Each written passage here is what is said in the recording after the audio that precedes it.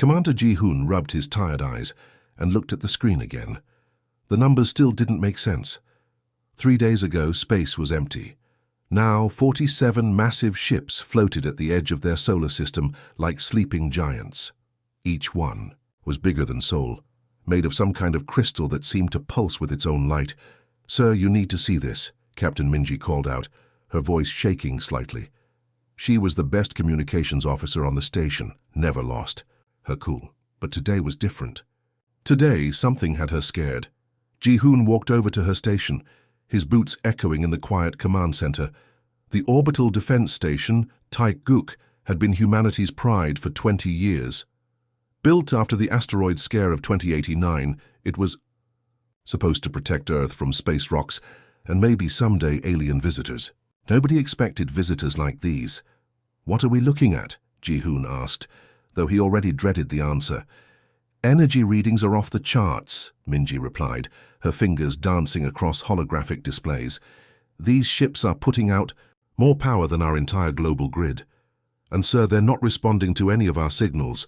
We've tried everything: radio, laser communications, even basic mathematical sequences. Nothing." The tactical display showed the alien fleet in perfect formation, arranged in a pattern that looked almost like a spider's web.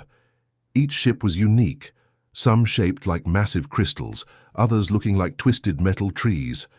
But they all shared one thing: they were all pointed directly at Earth. "How long before they reach us?" Ji-hoon asked. "At their current speed, about 6 hours. But sir, they're not moving.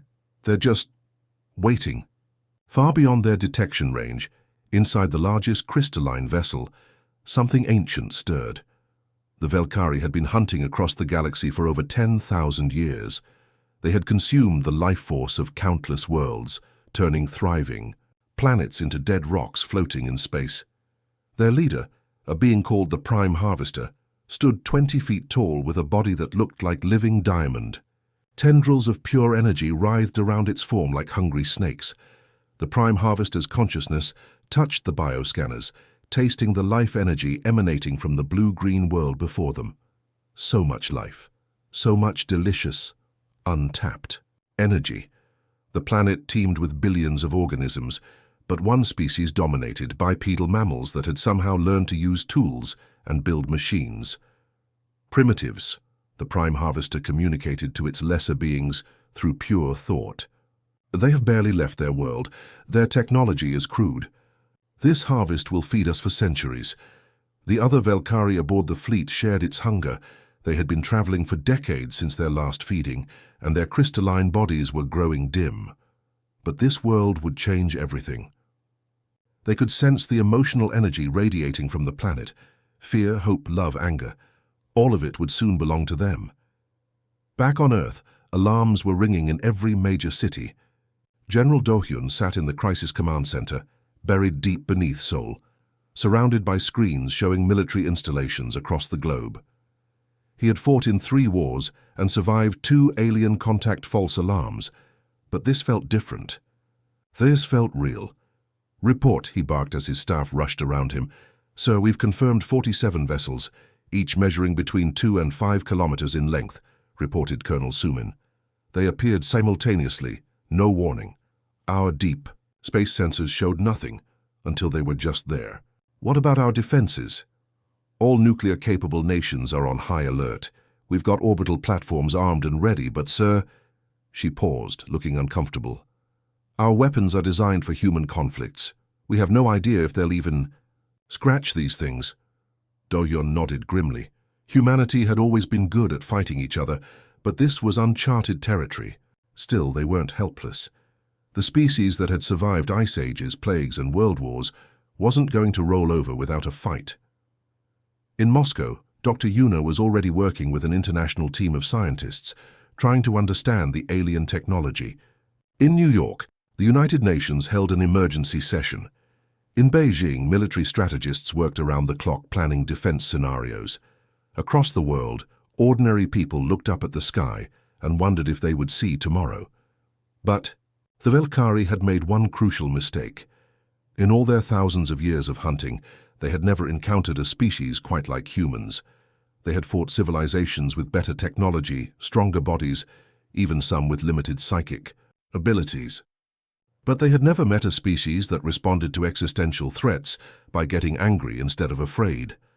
As the alien fleet began its slow approach toward Earth, scanning frequencies erupted with chatter from amateur radio operators, pilots, and anyone with a transmitter. Instead of panic, there was something else in those voices: defiance. The hunt was about to begin. But for the first time in their ancient history, the Velkari were about to discover what it felt like to be prey. The attack came at dawn.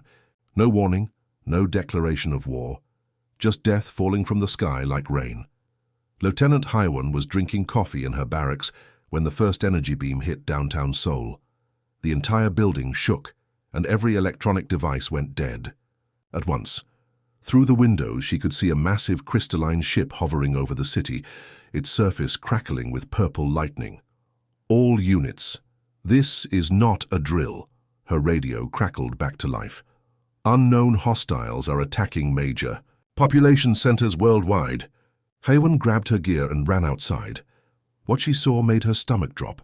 Floating platforms were descending from the alien ship, each one carrying creatures that looked like walking diamonds with glowing tentacles. They moved across the city, like hungry spiders, and wherever they went, people simply collapsed. "Third platoon, form up on me," Hywan shouted to her soldiers. "We're moving to evacuate Sector 7. But as they ran through the streets, something strange happened. The alien creatures, the Velkari, seemed confused. Their energy-draining weapons were working, but not fast enough. Humans were supposed to die instantly when their life force was drained. Instead, people were fighting back even as they grew weaker. A Velkari harvester, standing 12 feet tall with crystalline armor, approached a group of civilians. Its tentacles reached out, beginning the feeding process. The energy drain should have killed them in seconds. Instead, an old man picked up a broken piece of concrete and threw it at the creature's face. "Get away from my granddaughter," he yelled, even as his life force was being drained. The Velkari harvester actually stumbled backward, more surprised than hurt. In 10,000 years of hunting, no prey had ever fought back during the feeding process. "They're trying to drain our life force," Hywan shouted into her radio as she led her squad through the burning streets. "But we're not dying fast enough for them." Her soldiers opened fire with standard assault rifles. The bullets bounced off the alien's crystalline skin, but they were causing cracks. Small ones, but cracks nonetheless. More importantly, the Velkari were retreating from the gunfire, something they had never done before. Meanwhile, in an underground laboratory beneath the Korean Institute of Science, Dr. Sungmin was having the day of his life. Pieces of alien technology had crashed through his lab's ceiling when a Velkari platform exploded above ground. While the world burned above him, he was dissecting alien tech with the excitement of a kid on Christmas morning. "Incredible," he muttered, poking at a piece of crystalline circuit with his tools. "Their entire technology is based on energy absorption and conversion. But look at these stress fractures." His assistant, researcher Minho, looked up from his own examination table. "Professor, these crystal matrices show signs of overload. It's like they're designed for easy prey that gives up quickly." "Exactly," Sungmin practically bounced with excitement. "Their systems are optimized for creatures that submit to the energy drain. But humans? We fight even when we're dying. We're overloading their absorption circuits." Above ground, the evidence was everywhere. In London, a Velkari harvester tried to drain a group of soccer fans. Instead of dying quietly, they started singing their team's fight song and throwing beer bottles. The confused alien actually backed away.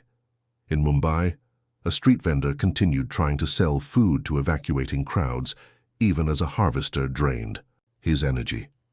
"Still fresh samosas," he shouted with his dying breath, throwing one at the alien's head. But nowhere was human stubbornness more evident than in Tokyo. Captain Jiwon was flying his F-35 Lightning fighter when the Velkari ships appeared. Over the city, his squadron had been scrambled to intercept, but their missiles were barely scratching the massive crystalline vessels. "Phoenix Squadron, this is Phoenix 1, Jiwon radioed to his wingman. "Standard weapons aren't cutting it. I'm going to try something crazy." "Phoenix 1, what's your plan?" Jiwon looked at his fuel gauge. then at the massive harvester ship floating above Tokyo like a crystal mountain. Same thing my grandfather did at Pearl Harbor, but in reverse. He pointed his fighter jet straight at the alien ship's core and pushed the throttles to maximum. His plane accelerated toward the crystalline vessel like a missile. The Velkari inside the ship couldn't believe what they were seeing. No rational creature would destroy itself just to hurt an enemy. They picked the wrong planet, Ji-won's voice echoed across every radio frequency as his fighter jet slammed into the harvester ship at full speed. The explosion lit up the Tokyo sky. The Velkari ship, its crystalline structure cracked by the impact, crashed into Tokyo Bay. It was the first time in their species' history that they had lost a harvester to primitive beings. Aboard the Prime Harvester's flagship, alarms were screaming. 3 harvester ships had been destroyed, dozens of ground units were reporting system failures, and worst of all, the humans weren't behaving like prey. "This is impossible," the Prime Harvester communicated to its subordinates. "Inferior species submit when faced with superior force. They do not fight harder." But that's exactly what humans were doing. In every city under attack, the pattern was the same. Instead of cowering in fear, humans were getting angry. Instead of accepting their fate, they were throwing rocks, singing songs, making jokes, and flying fighter jets into alien ships. The Velkari had expected to feed on fear and despair. Instead, they were choking on pure human stubbornness. Dr. Sungmin's voice crackled over emergency frequencies to military commanders worldwide. "Their energy absorption has limits. They've never encountered a species that fights back this hard. Keep fighting, we're breaking their systems." The message spread like wildfire. Humanity had found their enemy's weakness, and it was the most human thing imaginable, the refusal to go quietly into the night. 3 weeks after the first attack, the Velkari were learning a harsh lesson. Humans were nothing like their previous prey. Sergeant Hyunwoo crouched behind a pile of rubble that used to be Big Ben, watching a Velkari patrol move through what remained of London's streets. The aliens had bombed the city into ruins, thinking that would break human resistance. Instead, Hyunwoo had turned those ruins into the galaxy's most dangerous maze. "Harvester squad approaching from the east," he whispered into his radio. "Right on schedule." The Velkari moved in their typical formation, 3 crystalline warriors, followed by a floating platform carrying their energy-draining equipment. They had used this same tactic to conquer 1,000 worlds, but London wasn't like other worlds. As the aliens rounded a corner, they walked straight into Hyunwoo's trap. Improvised explosives buried in the rubble detonated, not enough to kill the crystal-armored beings, but enough to crack their protective shells. Immediately, human fighters emerged from hidden positions in the ruins, hitting the confused aliens, with everything from military rifles to kitchen knives. "Remember, aim for the cracks," Hyunwoo shouted as his team swarmed the disoriented Velkari. "And keep moving, never stay in one place." The aliens tried to use their energy-drain weapons, but the humans scattered like roaches when the lights came on, only to regroup and attack from a different angle. This wasn't how warfare was supposed to work. Civilized species stood in formation and fought honorably until one side won. These humans fought like wild animals, unpredictable, relentless, and absolutely refusing to quit.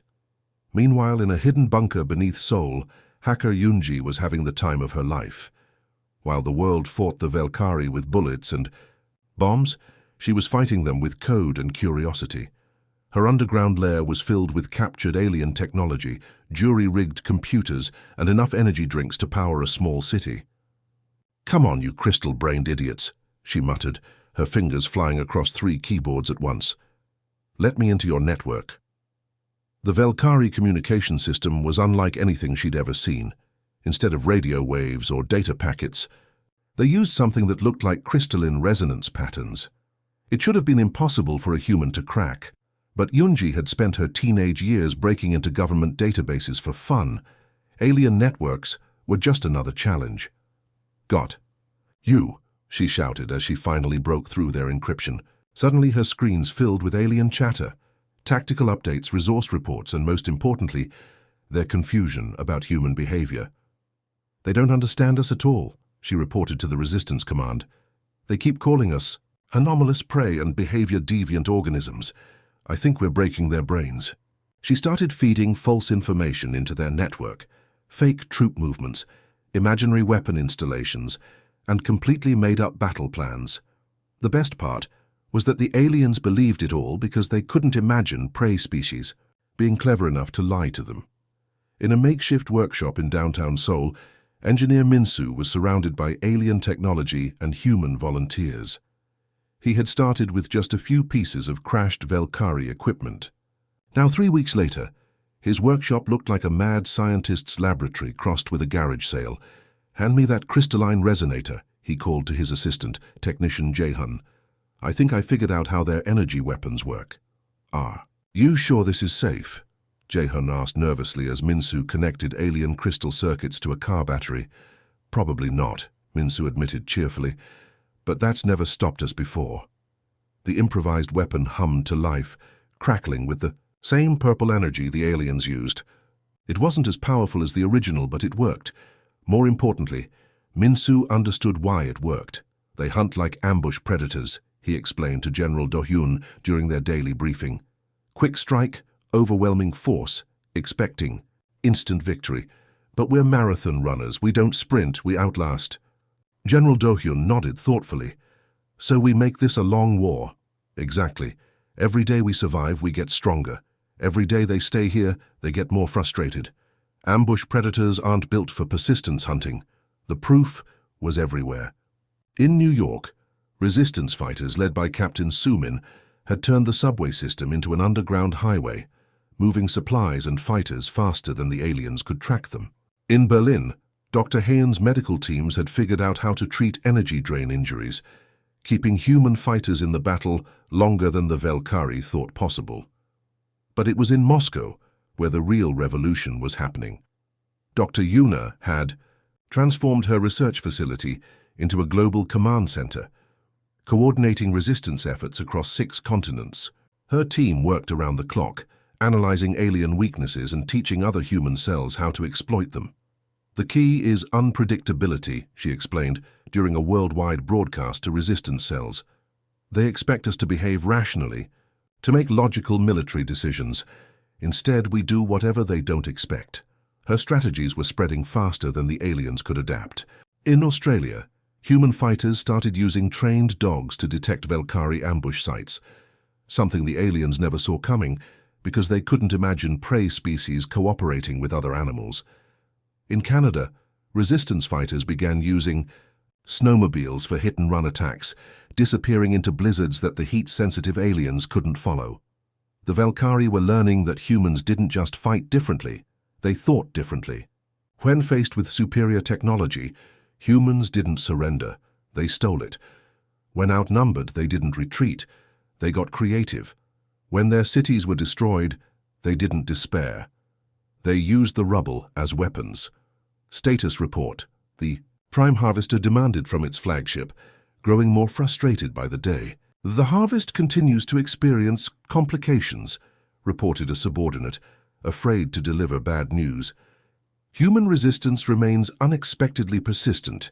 They adapt to our tactics faster than anticipated." "How is this possible? They are primitive mammals." "Yes, Prime, but they appear to be learning mammals."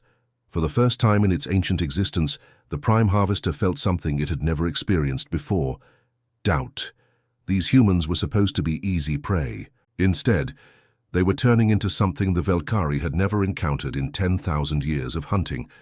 They were turning into persistence predators, and the hunt was just beginning. 2 months into the war, everything changed. The hunters were about to become the hunted. Pilot Tae-hyun strapped himself into the cockpit of his modified F-22 Raptor, but this wasn't the same fighter jet he'd flown before the invasion. Human engineers had torn out half the original systems and replaced them with Valkyrie technology. The result was a hybrid monster that shouldn't have worked but somehow did. "Phoenix Squadron, this is Phoenix Leader," he radioed to his wingmen. "Remember, we're not just defending anymore. Today we hunt." His fighter's new energy core hummed with alien power, giving his plane twice the speed and firepower of anything humanity had ever built. Behind him, 23 other hybrid fighters formed up in attack formation. Each pilot was a volunteer, who knew they might not make it back. But that had never stopped humans before. "All units, remember?" Taehyun broadcast as they climbed toward the massive Velkari mothership hanging over the Pacific Ocean. "We're the apex predators now." The mothership was a crystalline mountain floating in the sky, 2 miles long and bristling with energy weapons. It had taken the aliens 10,000 years to build, and they considered it indestructible. They were about to learn why humans were so dangerous. They specialized in breaking things that couldn't be broken. "Enemy fighters launching," reported Wingman Jinwoo. "Looks like they're finally taking us seriously." Velkari interceptors poured out of the mothership like angry wasps. These weren't the slow, clumsy harvesters humans had been fighting on the ground. These were pure war machines, built for space combat and faster than anything Earth had ever produced. But the human pilots had advantages the aliens couldn't understand. They had grown up playing video games, racing cars, and breaking rules. More importantly, they had learned to think like their enemy. "Break formation," Taehyun ordered. "Remember your training. Think like prey, fight like predators." The human fighters scattered in all directions, confusing the Velkari interceptors, who expected orderly formations. Jinwoo dove toward the ocean, skimming the waves before pulling up at the last second, his alien pursuer slamming into the water. Pilot Sunhee performed a barrel roll that should have been impossible in a fighter jet, threading between 2 enemy ships and taking them both out with her hybrid weapons. "This is insane," laughed pilot Kyung-ho over the radio as he used his fighters' new alien shields to ram straight through a Velkari formation. "I love this job." On the ground, Captain Soo-jin watched the aerial battle through her binoculars while coordinating the largest ground assault in human history. Every major city had been secretly preparing for this moment, building hybrid weapons and training civilian volunteers.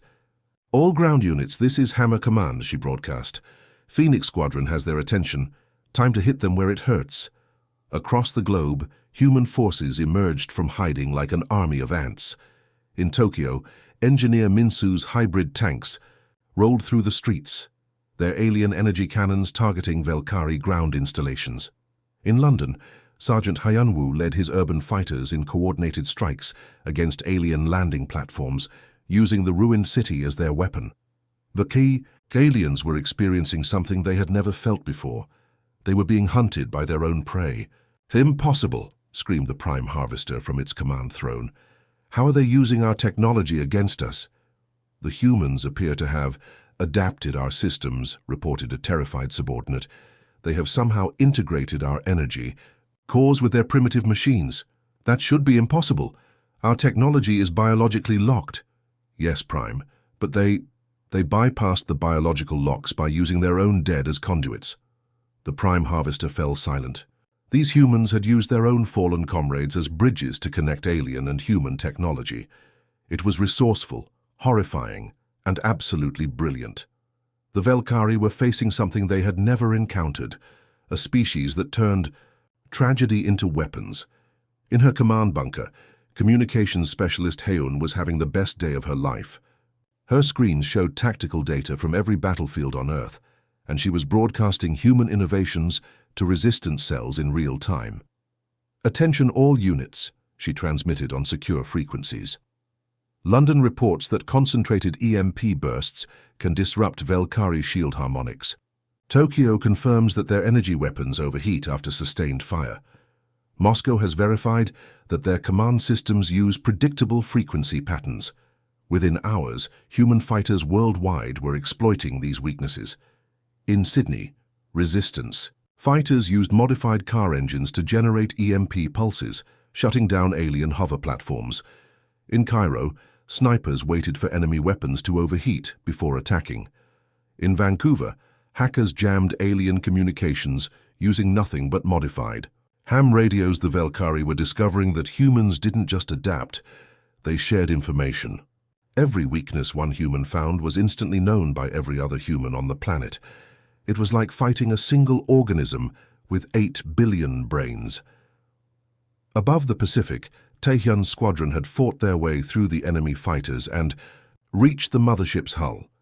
The massive vessel's defensive systems were designed to stop other alien ships, not hybrid human-alien fighters that moved like caffeinated squirrels. Phoenix 2, Phoenix 3, hit the shield generators, Taehyun ordered. Phoenix 4 through 8, target their weapon systems. Everyone else follow me to their bridge. Copy that, leader, replied Pilot Minji. Just like the simulations, except with more explosions. And less chance of respawning, added Pilot Dongwoo cheerfully. The hybrid fighters swarmed over the mothership like piranha attacking a whale. Their alien-powered weapons tore through crystalline armor that should have been impenetrable. Every hit sent shockwaves through the massive vessel, and the Velkari inside were learning what it felt like to be prey. "Sir," Sujin's voice crackled through Taehyun's radio, "we're detecting power fluctuations in their mothership. Whatever you're doing up there, keep doing it." "Roger that," Taehyun replied, diving his fighter toward what looked like the ship's command center. "All units, this is it. Time to show them why you don't mess with Earth." The tide had turned. After months of being hunted, humanity was finally hunting back. And they were very, very good at it. The massive human fleet moved through space like hunting wolves. Admiral Jeho stood on the bridge of the flagship Earth's Vengeance, watching enemy ships flee in panic on his screens. Just months ago, these same aliens had bombarded Earth cities and turned humans into test subjects. Now they ran like scared children. "Sir, we have 17 Velkari destroyers trying to escape through the Kepler corridor," reported the navigation officer. Her fingers danced across holographic controls that humans had reverse-engineered from captured alien technology. Jeho's smile was cold as winter. "Let them run a little. Fear makes prey stupid." The human ships were marvels of rapid engineering. Earth's greatest minds had studied every piece of alien wreckage, every captured weapon, every fragment of enemy armor. In mere months, humanity had leapfrogged centuries of technological development. The ships bristled with plasma cannons that could slice through alien hulls like paper, and their engines burned with the fury of Earth's determination. Captain Yeji commanded the strike squadron, New Soul. Her ship cut through space with deadly grace, hunting down stragglers from the alien retreat. Through her viewscreen, she watched a Velkari cruiser desperately trying to reach the safety of hyperspace. "Not today," she whispered, targeting the alien ship's engines. The plasma burst lit up the darkness. The enemy vessel spun helplessly, its propulsion systems destroyed, but Yeji didn't finish it off immediately. Instead, she opened a communication channel. "This is Captain Yeji of the Human Defense Fleet." Her voice crackled across space. "Your species made one mistake. You thought humans were just another weak civilization to harvest. You forgot to study what happens when you corner a predator." On by alien worlds across the galaxy, the message spread like wildfire.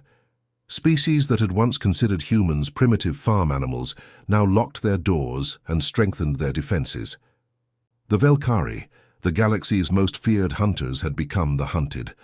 The chase continued across star systems. Human fleets appeared like ghosts, striking fast and disappearing before enemy reinforcements could arrive. The aliens had superior numbers, but humans fought with something the galaxy had never seen before: righteous fury combined with tactical brilliance. Commander Insuk led the stealth division from her ship, Silent Thunder. Her specialty was psychological warfare. She would decloak her vessels just long enough to destroy one enemy ship, then vanish again. The remaining aliens would spend hours jumping at shadows, never knowing when death would strike. "Fear is our greatest weapon now," she told her crew. "These creatures terrorized our families, turned our cities to glass, experimented on our children. Now they get to experience what real terror feels like." The Velkari tried everything. They sent distress calls to other species, begging for alliance against the human threat. But the galaxy had grown tired of their bullying. Many civilizations quietly celebrated as their former oppressors fled in panic. Some alien commanders attempted to make deals. They offered technology, resources, even entire star systems in exchange for mercy. Admiral Jeho's response was always the same: "Earth is not for sale, and neither is justice."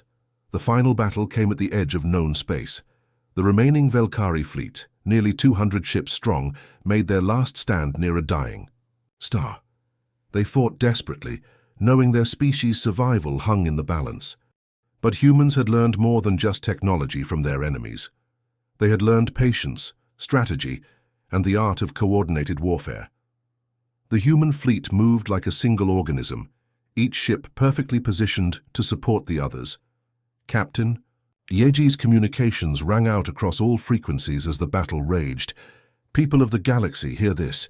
Earth stands strong. Any species that threatens human worlds will face the same fate as these predators. Humanity protects its own. The space battle was spectacular and terrible. Alien ships exploded in brilliant flashes while human vessels darted between them like angry hornets. The Velkari's advanced shields crumbled under sustained human fire. Their proud warships became floating debris. As the last enemy vessel prepared to jump to hyperspace, Colonel Insuk made a decision that would echo through galactic history. Instead of destroying it, she let it escape. "Sir, why let them go?" asked her tactical officer. Insuk watched the alien ship disappear into the cosmic void. "Because now they'll spread the word. Every species in the galaxy will know what happens when you threaten Earth. Sometimes the survivor's story is more powerful than complete victory."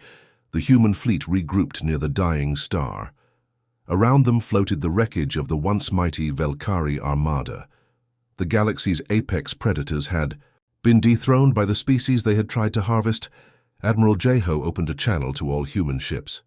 "Today we proved something important. Earth isn't just another world to be conquered. We're the new guardians of this galaxy. Any species looking for trouble will find us ready." As news of the victory spread across Earth's colonies and allies, celebrations erupted on thousands of worlds.